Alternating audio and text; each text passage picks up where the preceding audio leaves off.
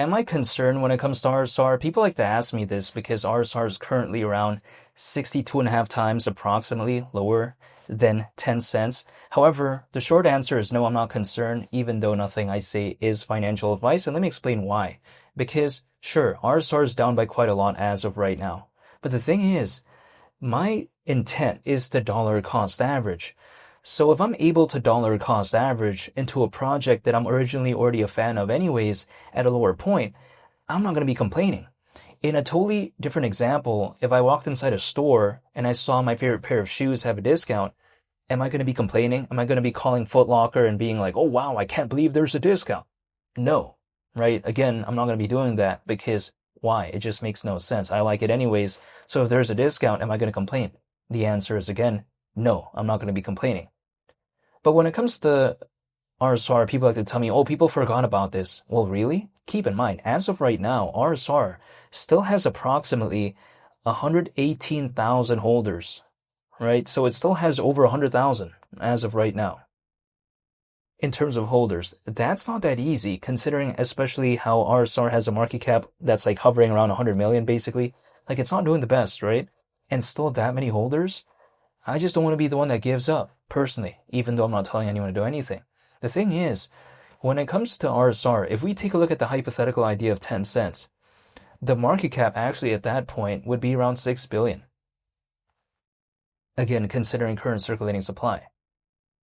Like, is that such an outlandish figure? We've seen Shiba Inu reach around 40 billion in terms of market cap back in 2021 at one point. We've seen Shiba Inu, pretty much over 6x that in terms of market cap back in 2021. Is this something so ridiculous? To me, probably not, but we'll wait and see. This is all purely hypothetical in a make-believe scenario. But besides that point, when I take a look at something like Reserve, people like to tell me, oh, Reserve as a project, it's done, it's cooked and all this, but I don't necessarily have that sentiment because I feel like it's still doing its thing. It's still surviving basically, whereas a lot of other projects out there, the team, they just kind of gave up. It makes sense though because the space isn't doing the best, but Reserve, I just haven't seen that. The thing is this as well. Reserve as a project, I feel like the core principle isn't necessarily tied to kind of mainstream attention anyways. It's more so tied to the fundamentals because Reserve, they're focused on something called stable currency, right? But they're not really looking to make something themselves, so to speak. And let me explain what I mean by this. Like their aim is to allow individuals to create something called an R token. Now, it's a token that is backed one-to-one by a collection of other tokens.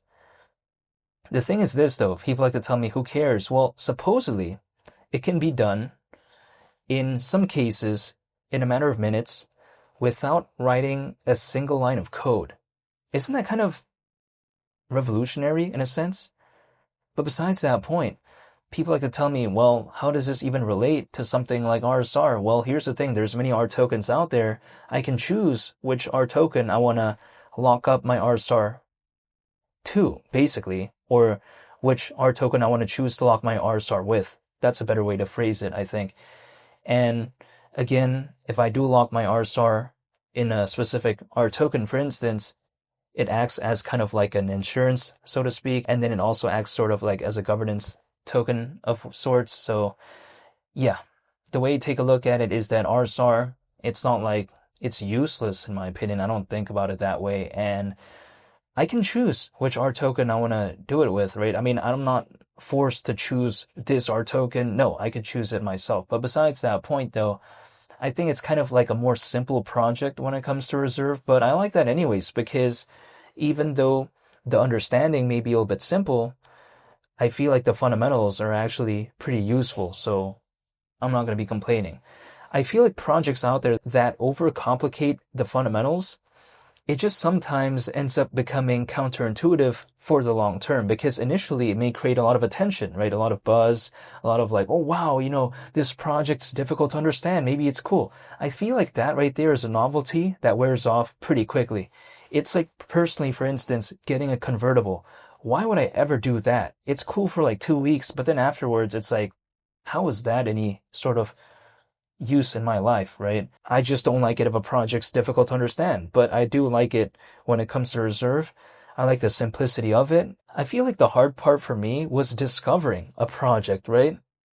The easy part, I feel like, is waiting. If all I have to do is wait anyways, because I don't want to just leave like that and just realize all the downwards movements, I don't want to do that. I feel like as long as I don't leave, it's all unrealized for me anyways. But this is just my mindset, not telling anyone to do anything. However, as long as I'm not leaving, I'm not realizing any of it, and I'm still waiting, I'm still dollar cost averaging once a month and bringing that average down. And again, all I have to do beyond that is just wait. That's kind of like the easy part for me, I feel like, just waiting. It's like cooking, for instance, right? The difficult part is the prep work, right? The preparation, having all the ingredients and all this. Waiting for it to cook or waiting for it to finish cooking, that's like the easy part. That's already like just 10% of the effort left, just waiting. So when it comes to this space, I feel like all I'm doing right now is just waiting.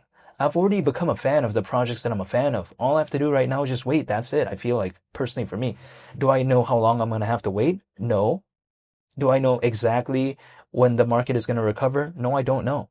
The only thing I do know is that even if I have to wait for quite a while, I'll still be waiting. That's it. Because I feel like I'm going to have to live my life anyways. If for whatever reason, an altcoin season happens like a year later, who knows, right? I'm just saying in a random make-believe scenario.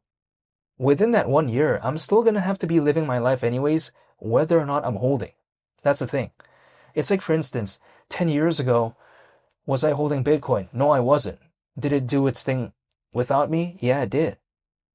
But had I been holding at that time, the thing is, I still lived my life anyways, even though I wasn't holding. So I'd rather be holding than not. That's the way to take a look at it. But of course, I can't go back in time.